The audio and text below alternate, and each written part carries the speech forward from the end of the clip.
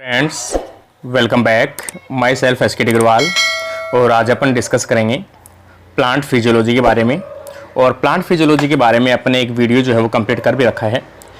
इसमें अपन केवल जो ऑब्जेक्टिव क्वेश्चंस हैं, एमसीक्यू है, उनके बारे में डिस्कस करते हैं। और ये जो क्वेश्चंस है खासतौर से बॉटनी या बायोलॉजी से रिलेटेड जो भी स्टूडेंट्स है, किसी भी कॉम्पिटिटिव एग्जाम के आप प्रिपरेशन कर रहे हो, like as school lecture, assistant professor, second grade या अदर कोई भी कॉम्पिटिटिव एग्जाम हो, आईसीआर है, तो उसके लिए भी काफ़ी इंपॉर्टेंट रहेगी। और ये सभी क्वेश्चंस जो हैं वो खास तौर से पूछे गए जो क्वेश्चंस है लास्ट ईयर एग्जाम्स के अंदर, लास्ट जो कमीशन बोर्ड हैं उनके अंदर पूछे गए हैं, उन्हीं के जो क्वेश्चंस है वो उन्हीं को अपन क्या कर रहे हैं, यहाँ सोल्व कर रहे हैं। और जहाँ तक उनकी कुछ व्याख्या बनती है, उसका डिटेल बनती है, तो भी उनके बारे में भी अपन डिस्कस करते हैं। तो अभी अपन क्वेश्चन नंबर यहाँ पर 21 से जो है वो स्टार्ट करते हैं। जैसे यहाँ पर अपन देखें question number 21। Often in summer Nunes the plants wilt even thought the field is irrigated with water, this is because. मतलब दिन की गर्मियों के अंदर बात करें अपन, दिन के अंदर प्लांट्स क्या होते हैं, मुरझा जाते हैं। और उसमें इरिगेशन भी किया जाता है। मतलब दिन के अंदर प्लांट्स में अगर अपन इरिगेशन भी करें, वाटर भी दें, तो भी क्या होता है, वो प्लांट है वो मुरझा जाता है। मतलब कोई ज़्यादा फर्क नहीं पड़ता है। तो ऐसा क्यों होता है कि पानी देने के बावजूद भी समर के मिड डे के बीच में जो प्लांट है वो मुरझाना स्टार्ट कर देते हैं, दिस इज बिकॉज। तो यहाँ पर अपन ऑप्शन देखें, the rate of loss of water is more than the rate of absorption, the stomata close in summer Nunes, soil water gets heated and cannot be absorbed through the membrane, cell membrane become impermeable।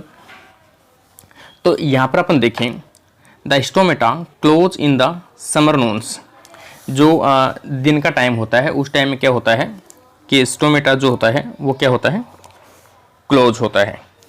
क्योंकि यहाँ पर अपन देखें 30 degree के आसपास या उसके ऊपर जो टेम्परेचर है जैसे जैसे बढ़ता जाता है वैसे वैसे क्या होता है कि स्टोमेटा है वो क्लोज होने लगता है। और जैसे स्टोमेटा क्लोज होगा तो उस टाइम में प्लांट्स के अंदर जो होगा वो क्या होगा, कार्बन डाइऑक्साइड की जो कंसंट्रेशन है वो धीरे धीरे बढ़ती जाएगी। क्योंकि स्टोमेटा से बाहर से निकलेगी नहीं कार्बन डाइऑक्साइड गैस, और कार्बन डाइऑक्साइड गैस है वो क्या होगी, अंदर की तरफ बढ़ने लगती है। और कार्बन डाइऑक्साइड बढ़ने के कारण से प्लांट जो होते हैं वो क्या होते हैं, मुरझा जाते हैं। तो यहाँ पर अपन राइट आंसर जो आएगा वो अपना आ जाएगा बी ऑप्शन। ये अपना राइट आंसर होगा इसका बी ऑप्शन। नेक्स्ट क्वेश्चन अपन देखें 22। Both phosphoenol pyruvate carboxylase and rubisco are found in the mesophyll cells of the. देखो जो दोनों कंडीशन जो है वो किस में देखने को मिलती है। वैसे तो C3 जो है उसमें केवल रूबिस्को पाया जाता है, केम जो है उसके अंदर फॉस्फेनोल पायरुवेट पाया जाता है, और जो C3 जो है उसके अंदर केवल PP पाया जाता है।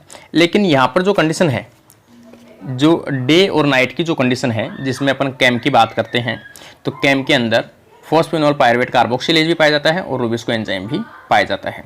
तो यहाँ पर जो अपन बात करें मेसोफिल सेल्स की बात कर रहा है, केवल मेसोफिल सेल्स में कौन से दोनों एंजाइम एक साथ पाए जाते हो, तो यहाँ पर कैम जो पाथवे क्रोसिलेशन एसिड मेटाबॉलिज्म जो है उनके अंदर दोनों जो कंडीशन है या दोनों जो हार्मोन है वो देखने को मिलते हैं।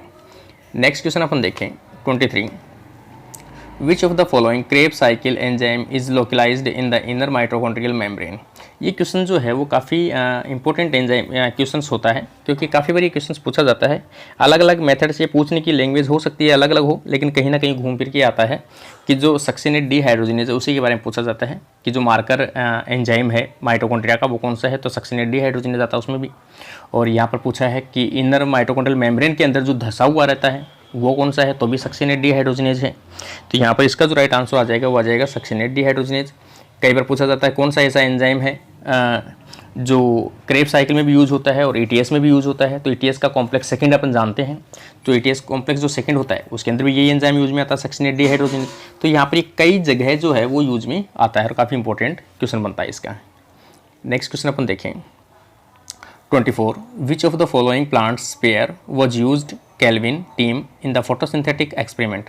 मतलब कैल्विन ने जो एक्सपेरिमेंट किया था फोटोसिंथेसिस प्रोसेस के ऊपर, तो कौन से प्लांट्स के पेयर को उसने यूज में लिया था, तो अपन जानते हैं एक तो क्लोरेला को यूज में लिया था और एक सिनेडेसमस को यूज में लिया था। तो यहाँ पर आंसर बी है जिसमें सिनिडेस्मस भी दे रखा है और क्लोरेला भी दे रखा है। तो दोनों ही ऑप्शन इसने क्या किया था, इन दोनों प्लांट्स को फोटोसिंथेसिस के लिए यूज में लिया था। नेक्स्ट क्वेश्चन अपन देखें 25। इनमें से देखो नोट करेक्टली मैच्ड, इनमें से करेक्टली मैच्ड नहीं है। देखो ऑक्जिन है वो कोलियोप्टाइल कर्वेचर, कर्वेचर के बारे में अपन पढ़ते भी हैं, जो इवेंट ने एक्सपेरिमेंट किया था, इस प्रकार से जो लाइट की तरफ मुड़ता है, तो ये तो ऑक्जिन के कारण से है। एब्सिसिक एसिड, इंटरनोड इलोंगेशन, ऐसा कुछ नहीं है। और साइटोकाइनिन सेल डिवीजन में आता है, इथाइलिन फूड पकाने के लिए काम आता है, फ्रूट रिपेनिंग। तो यहाँ पर जो एब्सिसिक एसिड है वो डोरमेंसी के लिए काम आता है, ना कि इंटरनोड। इंटरनोड की इलोंगेशन के लिए बात करें अपन तो जिब्रेलिक एसिड जो है वो आता है। तो यहाँ पर अपना जो राइट आंसर होगा इसमें, मतलब यहाँ पर तो पूछा नॉट करेक्ट, और अपना राइट आंसर होगा abscisic acid is not involved in internode elongation because internode elongation is increased by the presence of gibberellic acid, and जो abscisic acid is involved in the dormancy of embryo, dormancy of bud and axillary bud and tip, all the things. Next question अपन देखें 26. The rate of transpiration is high where there is, तो transpiration की rate जो है वो कहाँ पे ज़्यादा होगी, यहाँ पर पूछ रहा है ट्रांसपेरेशन की रेट ज़्यादा कब होगी। देखो एक तो सीधी सी होना चाहिए, ट्रांसपेरेशन की रेट कहाँ होगी, जहाँ पर बात करें अपन ह्यूमिडिटी कम हो और टेम्परेचर हाई हो, ये कंडीशन रहेगी। तो इसमें दे रखा है, देखो जैसे लास्ट ऑप्शन दे रखा है वेरी हाई टेम्परेचर, यहाँ तो ठीक है, लेकिन हाई ह्यूमिडिटी पे कभी भी ट्रांसपेरेशन नहीं होता है। और लो ह्यूमिडिटी होनी चाहिए और हाई टेम्परेचर होना चाहिए, तो दोनों कॉम्बिनेशन तो नहीं है, लेकिन यहाँ पर एक ऑप्शन सी है जिसमें अपन कह सकते हैं ये कंडीशन वेरी लो ह्यूमिडिटी। जहाँ भी लो ह्यूमिडिटी होगी वहाँ पर क्या होगा कि जो ट्रांसपायरेशन की रेट है वो कैसी होगी, अधिक होगी। नेक्स्ट क्वेश्चन अपन देखें 27। List 1 and list 2 select the correct match from the alternative given. इनमें से आपको केवल मैच करना है। देखो सीधा सीधा सा है, कोई ज़्यादा वो नहीं है। फोटोसिंथेसिस है वो क्लोरोप्लास्ट की कर दो आप इसमें 2 नंबर। रेस्पिरेशन जो है वो माइटोकॉन्ड्रिया में कर दो 4 नंबर। प्रोटीन सिंथेसिस राइबोसोम में कर दो, और सेल डेथ है वो लाइसोसोम में कर दो। तो फोटोसिंथेसिस ए में तो आ जाएगा 2 क्लोरोप्लास्ट, ए में 2, रेस्पिरेशन 4, और प्रोटीन सिंथेसिस 1। तो यहाँ पर जो 1 है ये वाला जो ऑप्शन होगा ये इसका राइट आंसर होगा। नेक्स्ट क्वेश्चन अपन देखें विच of the following is a cytokinin. देखो साइटोकाइनिन जो है वो सेल डिवीजन के लिए यूज में आता है। साइटोकाइनेसिस की प्रोसेस के नाम से इसका नाम रखा गया है साइटोकाइनिन, क्योंकि साइटोप्लाज्म का साइटोकाइनिन करता है और साइटोप्लाज्म को डिवाइड करता है। और इसका एग्जांपल पूछा है तो बेंजो एमिनो प्यूरिन, इसका जो राइट आंसर जो होगा वो हो जा बेंजाइल एमिनो प्यूरिन, क्योंकि इसका जो प्रिकर्सर होता है वो क्या होता है, प्यूरिन होते हैं खासतौर से, या फिर अपन कहें जो एडेनिन होते हैं, एटीपी होते हैं, आरएनए है, डीएनए है, इनके जो फ्रेगमेंट टूट के जो प्यूरिन वगैरह निकलते हैं उनके द्वारा ही क्या बनता है, साइटोकाइनिन का फॉर्मेशन होता है। इसलिए यहाँ पर इसका जो राइट आंसर जो आ जाएगा वो आ जाएगा बेंजाइल एमिनो प्यूरिन। तो ये इसका राइट आंसर होगा। नेक्स्ट क्वेश्चन अपन देखें 29। How many ATP are gained by the complete oxidation of 1 molecule of glucose in the green plants. तो एक ग्रीन प्लांट में कंप्लीट ग्लूकोज के ऑक्सीडेशन में कितने एटीपी की मॉलिक्यूल का प्रोडक्शन होता है। तो यहाँ पर अपन जानते भी हैं कितने होते हैं। तो यहाँ पर जो ऑप्शन में दिए गए हैं तो यहाँ पर 36 भी दिए गए हैं और 38 भी। देखो कई जगह जो मानने को तो 36 भी मानते हैं, कई जगह पर जो मानते हैं वो 38 भी मानते हैं। तो यहाँ पर अपन 36 मान लेते हैं कि करेक्ट प्योर जो मानते हैं वो कितना होता है, 36 होता है। नेक्स्ट क्वेश्चन अपन देखें 4A biochemical reaction to occur spontaneously. देखो कोई भी बायोकेमिकल जो रिएक्शंस होती है वो स्पॉन्टेनियसली मतलब स्वतः अगर होती है, मतलब उसमें किसी फोर्स की आवश्यकता नहीं हो, तो उसमें डेल्टा जो जी है उसकी वैल्यू हमेशा कैसे होती है, उसकी डेल्टा जी की वैल्यू हमेशा नेगेटिव होती है। क्योंकि अपन जानते हैं स्पॉन्टेनियस का मतलब उसमें किसी प्रकार का फोर्स नहीं है, स्वतः हो रही है मतलब नेगेटिव वैल्यू है। ये क्वेश्चन काफ़ी बार पूछा जाता है कि स्पॉन्टेनियस केमिकल की जो डेल्टा जी की जो वैल्यू है वो हमेशा कैसी होती है, तो वो हमेशा नेगेटिव होती है। तो इसका राइट आंसर जो आ जाएगा वो आ जाएगा फर्स्ट। नेक्स्ट क्वेश्चन अपन देखें 31, the enzyme nitrogenase contain a protein and the metal. तो नाइट्रोजिनेज के अंदर देखें अपन आयरन भी पाया जाता है और मोलिब्डेनम भी पाया जाता है। तो यहाँ पर जो ऑप्शन बी जो है वो अपना राइट आंसर बैठेगा, जिसके अंदर नाइट्रोजिनेज एंजाइम जो कॉम्प्लेक्स है उनके अंदर पाया जाता है। कौन सा? आयरन और मोलिब्डेनम कॉम्प्लेक्स, क्योंकि नाइट्रोजिनेज जो एंजाइम है दो कॉम्प्लेक्स से मिलकर बना होता है, एक तो डाइनाइट्रोजिनेज और एक आता है डाइनाइट्रोजिनेज रिडक्टेज।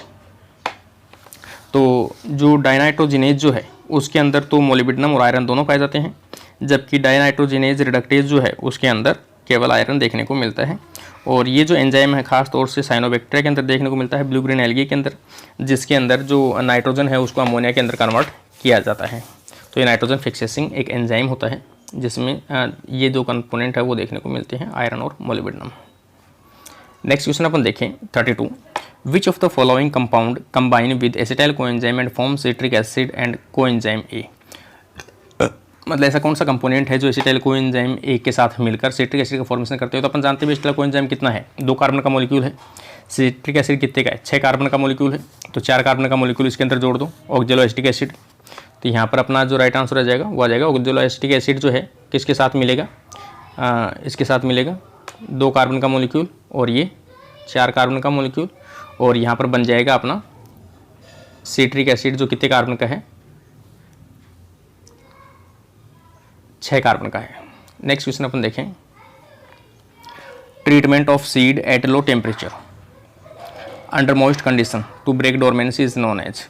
तो देखो किसी भी सीड को अगर लो टेम्परेचर दिया जाता है और उसकी डोरमेंसी को तोड़ा जाता है तो उसे अपन कहते हैं स्ट्रेटिफिकेशन। यहाँ पर अपना इसमें देखें तो ऑप्शन में दिया गया है स्केरिफिकेशन एक तो, और दूसरा दिया गया है स्ट्रेटिफिकेशन। तो देखो किसी भी सोइल या किसी केमिकल की सहायता से यदि तोड़ा जाता है इसकी डोरमेंसी तो उसे तो कहते हैं स्केरिफिकेशन, और यदि लो टेम्परेचर के कारण से अगर इसकी डोरमेंसी तोड़ी जाती है तो उसे अपन कहते हैं स्ट्रेटिफिकेशन। तो यहाँ पर जो राइट आंसर अपना आ जाएगा वो आ जाएगा बी ऑप्शन, स्ट्रेटिफिकेशन।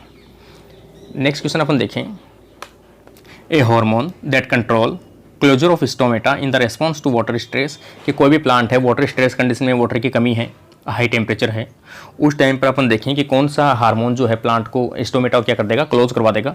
तो वो एब्सिसिक एसिड होता है जो स्टोमेटा को क्लोज करवाने के लिए रेस्पॉन्सिबल है, क्योंकि ये एक डोरमेंसी हार्मोन है, किसी भी चीज़ को कुछ टाइम के लिए स्टॉप कर सकता है। तो ये एब्सिसिक एसिड यहाँ पर इसका राइट आंसर होगा। नेक्स्ट क्वेश्चन अपन देखें 35, the first electron acceptor in the photosystem first of cyclic phosphorylation is. Photosystem first से जैसे इलेक्ट्रॉन निकलता है उसका जो फर्स्ट एक्सेप्टर होता है उसको अपन क्या बोलते हैं। तो यहाँ पर साइटोक्रोम दे रखा है, प्लास्टोसाइनिन दे रखा है, और अगला देखो फेरेडॉक्सिन दे रखा है, प्लास्टोक्विनोन। तो यहाँ पर जो है फर्स्ट इलेक्ट्रॉन एक्सेप्टर होता है फेरेडॉक्सिन। तो यहाँ पर अपना इसका जो राइट आंसर जो आ जाएगा वो आ जाएगा फेरिडॉक्सिन, ये आ जाएगा फेरिडॉक्सिन। नेक्स्ट क्वेश्चन अपन देखें, under water stress condition which of the following does not increase in the leaf. देखो कोई भी प्लांट है वाटर स्ट्रेस की कंडीशन में है तो कौन सी चीज़ है वो इसमें नहीं बढ़ेगी। तो देखो एब्सिसिक एसिड तो पहला है, बढ़ता ही है, प्रोलिन का एक्यूमुलेशन है वो बढ़ता है, वैक्यूल के अंदर प्रोलिन एमिनो एसिड की मात्रा बढ़ने लगती है, और नाइट्रेट रिडक्टेज जो है वो है, और बीटेन है। तो यहाँ पर बीटेन की भी कंसंट्रेशन बढ़ती है, प्रोलिन की बढ़ती है, एब्सिसिक एसिड की बढ़ती है, लेकिन नाइट्रेट रिडक्टेज की कंसंट्रेशन नहीं बढ़ती है। तो यहाँ पर इसका जो राइट आंसर जो आ जाएगा वो आ जाएगा नाइट्रेट रिडक्टेज। नेक्स्ट क्वेश्चन देखें, during stomatal opening and closing the CO2 sensor is located in. CO2 का जो सेंसर होता है वो कहाँ पे होता है, जब प्लांट जो क्लोज और ओपन होता है उस टाइम पर। तो यहाँ पर अपन देखिए इसमें गार्ड सेल्स दे रखी है, और सबसिडरी सेल्स दे रखी है, मेसोफिल सेल्स दे रखी है, अदर एपिडर्मल सेल्स दे रखी है। तो जो CO2 का सेंसर होता है वो होता है गार्ड सेल्स के अंदर। तो यहाँ पर इसका जो राइट आंसर जो आ जाएगा वो आ जाएगा अपना गार्ड सेल्स। गार्ड सेल्स के अंदर इसका जो CO2 का सेंसर है वो देखने को मिलता है, जो रेस्पॉन्सिबल है for stomata closing and opening. Next question अपन देखें 38, in bundle sheath cell of C four plants reduction of which of the following आकार। इनमें से किसका रिडक्शन होता है सी फॉर प्लांट्स की बंडल शीथ सेल्स के अंदर।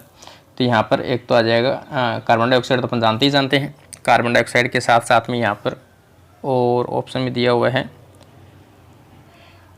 नाइट्राइट, मतलब नाइट्रेट दे रखा है, और सल्फेट दे रखा है, और सल्फेट नाइट्रेट दे रखा है, और कार्बन डाइऑक्साइड दे रखा है।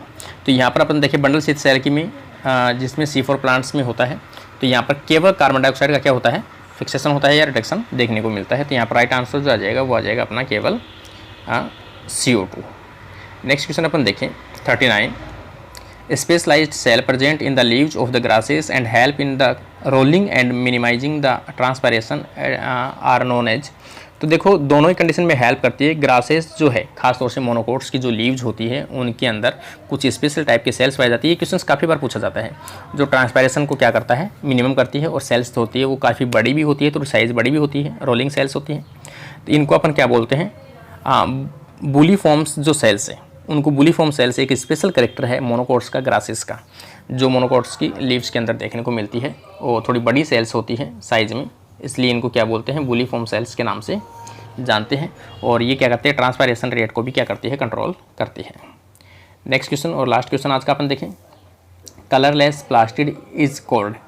देखो कलरलेस प्लास्टिड जो है, क्लोरोप्लास्ट तो ग्रीन होता है, क्रोमोप्लास्ट कलर्ड होता है, ल्यूकोप्लास्ट और माइकोप्लास्ट। यहाँ पर ल्यूकोप्लास्ट जो है जिसके अंदर खास तौर से जो भी लिपिड या स्टोरेज, लिपिड या स्टार्च वगैरह का इनका स्टोरेज होता है, ये रूट्स वगैरह के अंदर पाई जाती है। खासतौर से इसमें किसी प्रकार का कोई कलर देखने को नहीं मिलता है, कलरलेस होता है, क्योंकि रूट के अंदर पाई जाती है, लाइट की प्रेजेंस में, लाइट की कॉन्टेक्ट में नहीं आती है।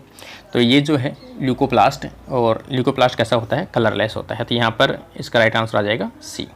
इस प्रकार से अपने जो 40 क्वेश्चन हैं वो कंप्लीट होते हैं। तो जो भी स्टूडेंट, देखो अभी स्कूल लेक्चर की वैकेंसी आ भी गई है, और राजस्थान में स्कूल लेक्चर की वैकेंसी आ गई है। तो जो भी स्टूडेंट बायोलॉजी सब्जेक्ट से कन्फर्म, कम से कम उन तक ये वीडियो ज़रूर पहुंचाइए, ताकि उनको इसकी हेल्प हो सके और बायोलॉजी के सब्जेक्ट की एक कन्फर्म अच्छी तैयारी हो सके उन सभी स्टूडेंट्स के लिए। तो आज का वीडियो अपना यहीं कंप्लीट होता है। Thank you friends.